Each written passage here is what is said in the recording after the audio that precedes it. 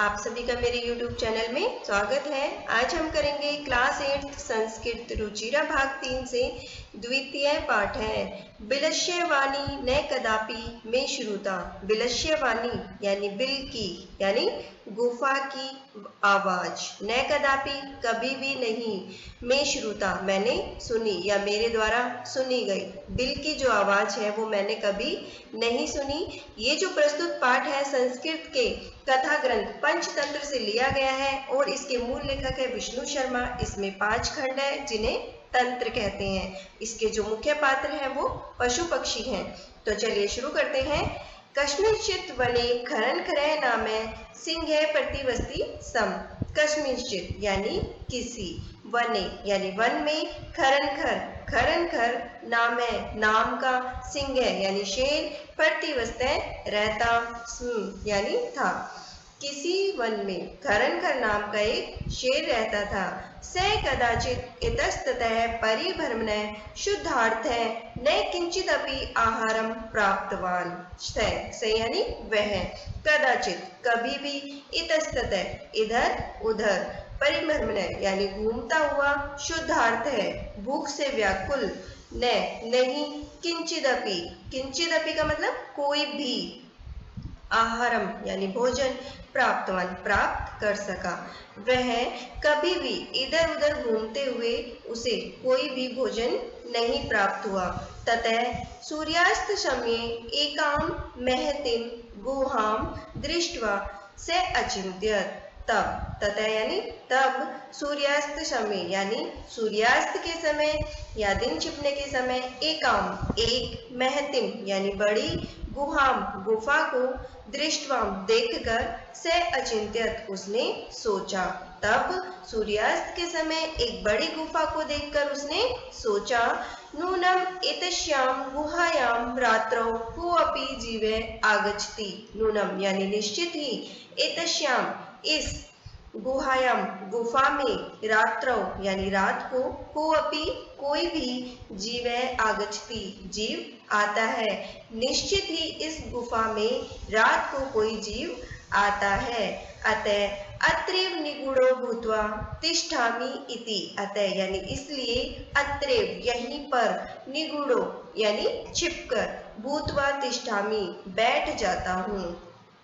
जो शेर था उसने क्या सोचा कि इस गुफा में निश्चित ही रात को कोई आता है, इसलिए इसमें छिपकर बैठ जाता हूँ।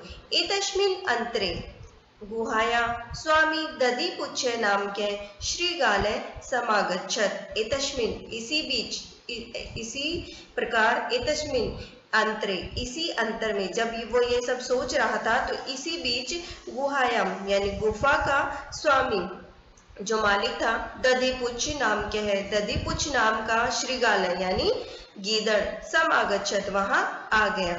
जब शेर ये सब सोच रहा था तो इसी बीच में जो गुफा का जो स्वामी था, जो मालिक था दधिपुच्छ, जो गीदड़ था, वहां पर आ गया। स च यावत् पश्यति तावत् सिंह पद पदति गुहायाम प्रविष्टा दृश्यते न च बहिरागता। स च यावत् और उसने, स यानी वह, च यानी और, यावत पश्यति जहां तक देख पाया, और उसने जहां तक देखा, तावत वहां तक, सिंह पद पदति, सिंह यानी शेर के, पद यानी पैरों के, पदति यानी निशान, शेर के पैरों के निशान, गुहायाम गुफा में, प्रविष्टा दृश्यते प्रवेश करते हुए दिखाई दिए। और उसने जहां तक देखा वहां तक शेर के पैरों के निशान गुफा में प्रवेश करते हुए दिखाई दिए। न च बहिरागता, लेकिन बाहर आते हुए नहीं दिखे। बहिरागता यानी बाहर आते हुए, न च नहीं दिखाई दिए। श्रीगालय अचिंत्यत, गीदड़ ने सोचा, अहो विनष्टोऽस्मि, अहो मेरा विनाश हो जाएगा। नूनम अस्मिन् बिले सिंह अस्ति इति तर्कयामि। नूनम निश्चित ही, अस्मिन् इस, बिले यानी गुफा में, सिंह अस्ति शेर है, इति तर्कयामि मुझे ऐसा लगता है, मुझे लगता है कि निश्चित ही इस गुफा में शेर है। तत् किम करवाणी, तो किया जाए या मैं क्या कर सकता हूँ। एवं विचिन्त्य दूरस्थ रवम कर्तुम आरब्ध, ऐसा सोचकर दूरस्थ यानी दूर से ही रवम आवाज, कर्तुम आरब्ध आवाज कर लेता हूँ, ऐसा सोचकर उसने दूर से ही आवाज करना शुरू किया। भोबिल हे गुफा किम न समरसी, किम न क्या नहीं, समरसी याद है, क्या तुम्हें याद नहीं है।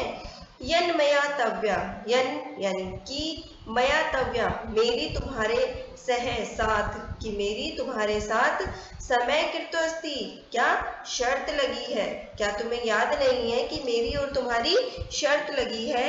यत कि यदा अहम जब मैं बाह्यत प्रत्यागमिष्यामि, बाहर से प्रत्यागमिष्यामि यानी वापस आऊंगा, कि जब मैं बाहर से वापस आऊंगा, तदा तब तुम माम आकर्षयसि, कि तुम मुझे मेरे को पुकारोगी या फिर मुझे आह्वान करोगी, मुझे पुकारोगी। तो शेर ने कहा क्या तुम्हें याद नहीं है कि मेरी तुम्हारे साथ शर्त हुई है कि जब भी मैं बाहर से वापस आऊंगा तो तुम मुझे पुकारोगी। यदि त्वं माम न आवेशसि तब ही अहम द्वितीयं बिलं यास्यामि इति, यदि तुम माम ना मेरा आवेशी यानी मेरा आह्वान नहीं करोगी, तरही तो अहम मैं द्वितीयम यानी दूसरी, बिलम यानी गुफा, या श्यामी इति चला जाऊंगा, कि तुम मुझे नहीं पुकारोगी तो मैं दूसरी गुफा में चला जाऊंगा।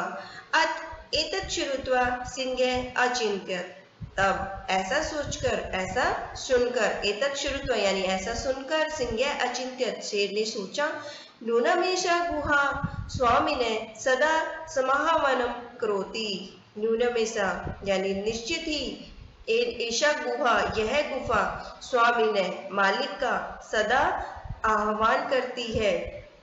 शेर ने सोचा कि यह गुफा हमेशा अपने मालिक का आह्वान करती है या उसे पुकारती है, परंतु मदव्यात न किंचित वदती, लेकिन मदव्यात यानी मेरे भय से, मेरे डर से, न किंचित कुछ भी नहीं, वदती बोल रही, लेकिन यह मेरे डर से कुछ भी नहीं बोल रही है। अथवा सात्विदम उच्यते, इसीलिए उचित कहा गया है, भय संत्रस्त मनसा हस्तपादादिका क्रिया परवर्तन्ते न वाणी च वे पतुश्चादिको भवेत्। भय संत्रस्त मनसा यानी भय से या डर से डरे हुए मन वालों का, हस्तपादादिका हाथ और पैर क्रिया, हाथों और पैरों की जो क्रिया है, परवर्तन्ते न काम नहीं करती, यानी जो डरे हुए मन वाले होते हैं उनके हाथ और पैर काम नहीं करते। वाणी च वेपुश्चादिको वे पतुश्चादिको भवेत्, और जो आवाज है वो भी कांपने लगती है, वे पतुश्चादिको यानी और ज्यादा कांपने लगती है। तद अहम अश्य आह्वानम करोमि, तद अहम तब मैं अश्य इसका आह्वानम आह्वान करोमि करूंगा, तब मैं इसे पुकारूंगा या इसका आह्वान करूंगा।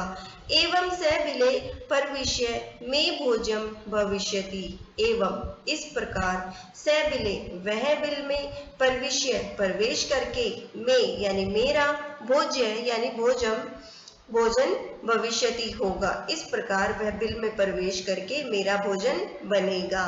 इत्थम विचार्य ऐसा विचार करके, सिंहम शेर, सहसा शृगालस्य आह्वानम अकरोत्, जो शेर है उसने अचानक से, सहसा यानी अचानक, शृगालस्य यानी गिदड़ का, आह्वानम अकरोत् आह्वान किया, उसको पुकारना शुरू किया।